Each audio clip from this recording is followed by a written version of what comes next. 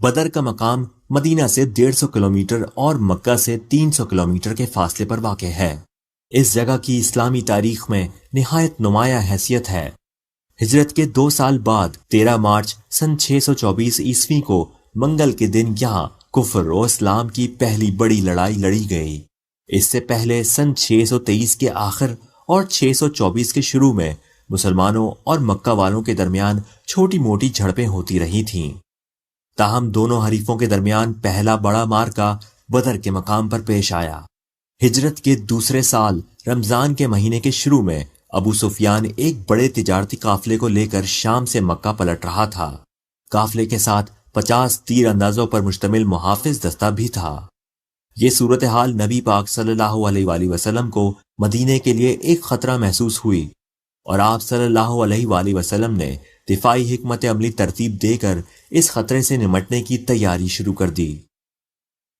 مکہ والوں کو ان تیاروں کی اطلاع ملی تو انہوں نے ابو سفیان کی مدد کے بہانے مدینے پر حملے کا ارادہ کر لیا اور ابو جہل کی قیادت میں 1000 کا لشکر مدینہ کی طرف پیش قدمی کرنے لگا۔ ان حالات کا علم جب رسول اللہ صلی اللہ علیہ وآلہ وسلم کو ہوا تو آپ صلی اللہ علیہ وآلہ وسلم بھی 313 مجاہدین کے ساتھ مکہ سے مدینہ کو روانہ ہو گئے۔ ان مجاہدین میں حضرت ابو بکر، حضرت عمر، حضرت علی، حضرت حمزہ، حضرت زبیر، حضرت عمار یاسر اور حضرت ابو ذر غفاری شامل تھے۔ حضرت عثمان اپنی بیمار اہلیہ کی تیمارداری کے لیے مدینہ میں ہی رکے رہے، وہ اس جنگ میں شریک نہ تھے۔ حضرت سلمان فارسی بھی جنگ میں شریک نہ تھے کیونکہ وہ اب تک غلام تھے۔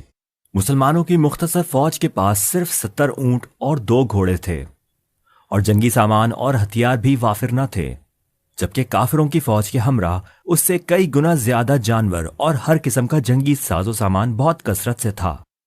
اب ایک طرف ابو سفیان ایک اور غیر معروف راستے سے گزر کر مکہ پہنچ گیا اور دوسری طرف یہ دونوں لشکر بدر کے مقام پر ایک دوسرے کے مقابل آ گئے۔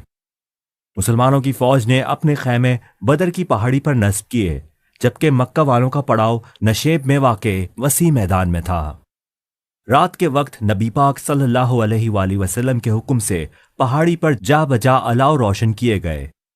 عام طور پر 5 آدمیوں کے لیے ایک الاؤ روشن کیا جاتا تھا، لیکن اس موقع پر نبی پاک صلی اللہ علیہ وآلہ وسلم نے ایک زبردست جنگی چال چلی۔ آپ صلی اللہ علیہ وآلہ وسلم نے ہر آدمی کو الگ الاؤ روشن کرنے کا حکم دیا اور دشمن پر اصل سے 5 گنا بڑی فوج کی دھاک بٹھا دی۔ یہ چال، جسے اینٹی بلیک آؤٹ کا نام دیا جا سکتا ہے، اپنی طرز کی منفرد جنگی چال تھی اور دنیا کی جنگی تاریخ کا یہ پہلا موقع تھا جب یہ چال چلی گئی اور انتہائی کامیاب رہی۔ اللہ کے رسول صلی اللہ علیہ وآلہ وسلم کی حربی صلاحیتوں کا یہ ایک کامیاب اظہار تھا۔ صبح کے وقت فوجیں آمنے سامنے صف آرا ہوئیں اور جنگ کا اعلان ہوا۔ جنگ کا آغاز عرب کے قدیم رواج کے مطابق انفرادی جنگ سے ہوا۔ قریش نے اپنے 3 نامور جنگجو میدان میں اتارے۔ ان میں سے ایک عتبہ ابن ربیعہ، ابو سفیان کا سسر، عتبہ کا بیٹا ولید اور عتبہ ہی کا بھائی شیبہ شامل تھے۔ ان کے مقابلے کے لیے نبی پاک صلی اللہ علیہ وسلم نے حضرت علی، حضرت حمزہ اور حضرت عبیدہ رضی اللہ تعالیٰ عنہ کو میدان میں بھیجا۔ دو بدو لڑائی میں حضرت علی نے ولید کو، حضرت حمزہ نے عتبہ کو قتل کر دیا۔ حضرت عبیدہ کو شیبہ نے شدید زخمی کر دیا۔ اسے حضرت علی اور حضرت حمزہ نے ہلاک کر دیا۔ حضرت عبیدہ کی ٹانگ کٹ کر جسم سے الگ ہو گئی تھی، زخموں کی تاب نہ لا سکے اور جنگ بدر کے پہلے شہید قرار پائے۔ اس طرح افرادی مقابلے میں مسلمان فتح یاب ہوئے اور عام جنگ کے لیے ان کا حوصلہ بلند ہو گیا تھا، یا فوجی اصطلاح میں یوں کہیے کہ مورال ہائی ہو گیا تھا۔ دوسری طرف 3 بہادر ترین جنگجوؤں کے مارے جانے سے قریش جنگ کی ابتدا میں ہی حوصلے ہار گئے تھے۔ نفسیاتی شکست نے انہیں خوف زدہ کر دیا اور ان کی فوج نے پسپائی اختیار کی۔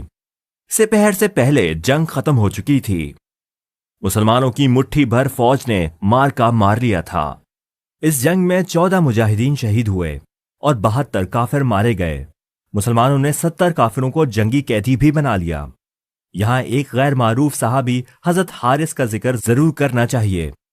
آپ رضی اللہ تعالیٰ عنہ کے 4 بیٹے اس جنگ میں شہید ہو گئے۔ اس سچے مسلمان اور محب رسول نے اس وقت نبی پاک صلی اللہ علیہ وآلہ وسلم کی آواز پر لبیک کہتے ہوئے 4 بیٹے اللہ کی راہ میں قربان کیے، جب آپ صلی اللہ علیہ وسلم کا ساتھ دینے والوں کی تعداد محض مٹھی بھر ہی تھی۔ جنگ بدر میں کامیابی رسول اللہ صلی اللہ علیہ وسلم کی کفار کے خلاف جدوجہد میں ایک تاریخی موڑ ثابت ہوئی۔ مکہ والوں کے علاوہ ارد گرد کے دیگر قبائل جو اب تک اسلام کو محض ایک علاقائی قوت اور مسلمانوں کو مخصوص مذہبی عقائد رکھنے والے افراد کا ایک مختصر گروہ سمجھتے تھے، اسے ایک ٹھوس اور طاقتور زمینی حقیقت کے طور پر قبول کرنے لگے، اور اس کے پیغام کو ایک روحانی تحریک جسے واضح طور پر آسمانی طاقتوں کی حمایت حاصل تھی۔ یہ جنگ ابو سفیان کے لیے بھی بہت اہم بلکہ مبارک ثابت ہوئی۔ عمر ابن ہاشم اور ابو جہل سمیت قریش کے کئی سرکردہ سردار جنگ میں مارے گئے اور قریش کی سرداری ابو سفیان کو مل گئی۔ بدر کی فتح نے مسلمانوں کے ایمان کو مزید مضبوط کیا اور اسلامی ریاست کی بنیاد کو استحکام بخشا۔